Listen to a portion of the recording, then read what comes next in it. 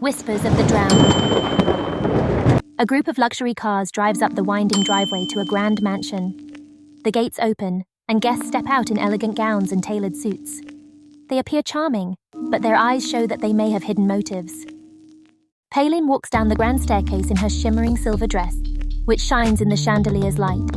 She gives a faint smile and grips the banister as the crowd whispers, their eyes filled with judgment and curiosity. The long-tail boat hits the dock as Manat steps off, his coat soaked by the heavy rain. He stares at the bright mansion in the distance while thunder rumbles ominously. Anand raises his glass and says, "To Palin, the woman who brought light back into my life." Supansa, sitting across from him, smirks and replies, "And shadows to ours." The tension in the room is clear. Aaron, disguised as a waiter, meticulously offers Pale a drink. They connect for a fleeting electric moment. Her gaze as though she a distant memory, she redirects her attention to crowd. Palin quickly removes the gold ribbon from an elegantly wrapped box. Inside, she finds a bouquet of black lotus flowers, which looks unsettling. A deep sound fills the room as she stands still, her expression shaken. Chanya moves smoothly through the ballroom and lightly touches Manat's arm. "Are you still going after what you can't reach?" she asks with a teasing smile. Her smile shows a hint of regret about the weight of their unspoken words. The room feels tense, filled with quiet conversations and the sound of glasses clinking. A woman leans close to her friend and whispers, "I didn't hear," while looking at someone she dislikes.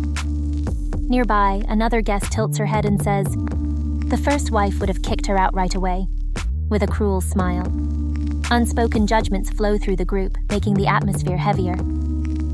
A loud crack echoes through the mansion, throwing it into darkness. Guests cry out in alarm as the building sways. Lanterns light up, casting eerie shadows on the startled faces of the guests. A piercing scream compels everyone to rush upstairs. Manat bursts into Palin's, discovering her lifeless body sprawled across the satin sheets, with blood pooling beneath her. The lightning from the storm briefly illuminates the scene. Palin's diamond necklace is missing. Manat looks at her jewelry box, which is slightly open. She notices faint marks on the surface and a smudged fingerprint reflected in the light. Manat gathers everyone in the dimly lit ballroom. The flickering lanterns show a mix of reactions. Ansa looks cold and disdainful. Krit appears self-satisfied. Anya seems cautiously uneasy, and Aaron stays silent. Supansa steps forward and says sharply, "Rit, you've always been too close to her." He responds angrily, "At least I don't dislike her like you do." The crowd listens in shocked silence. Manat and Chanya find a bloodied piece of fabric stuck on a statue in the garden. The soil around them has deep footprints leading into the dense jungle. "They escaped from here," Manat says grimly.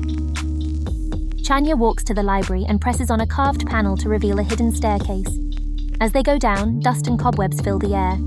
They enter a room with faded photographs of the family, their eyes hauntingly staring from the past. A disheveled guest stumbles into the dining room.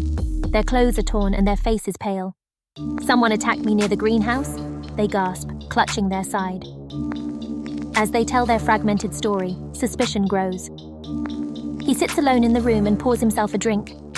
"I knew she had enemies," he says, tears falling down his face. "But I never thought they would take action." His sadness is nearly overwhelming. Heavy rain pounds the mansion as floodwaters rise and enter the lower levels. The collapse of the main bridge has trapped the guests, increasing their fear and isolation.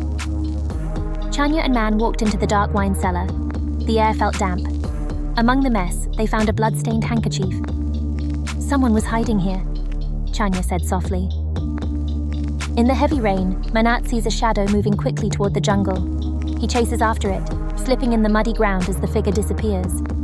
All that is left behind is a single muddy footprint at the edge of the cliff. Anya finds Aaron's coat hidden inside a guest coat. The coat has disturbing drawings of Palin and angry notes that say, "They will pay for Vishai's death." Anand collapsed on the study floor, crying hard. "I loved her, but I couldn't save her," he said through sobs. His regret made it hard to tell the difference between his grief and guilt. Manat confronts Aaron in the library. "It was," she says, making connections. Aaron admits through gritted teeth, showing his anger. "She ruined my family. I wanted her to feel our suffering." In the greenhouse, Aaron holds a machete and pulls Chanya toward the glass walls. Manat enters and tries to calm Aaron with his words before an attack happens. A violent struggle breaks out, ending with Aaron's arrest. Chanya and Manat stand at the dock during their break. A boat departs, taking Chanya away while her eyes fill with tears. She whispers, "Maybe one day the past won't haunt us anymore." Manat remains, watching the island as the mist covers it.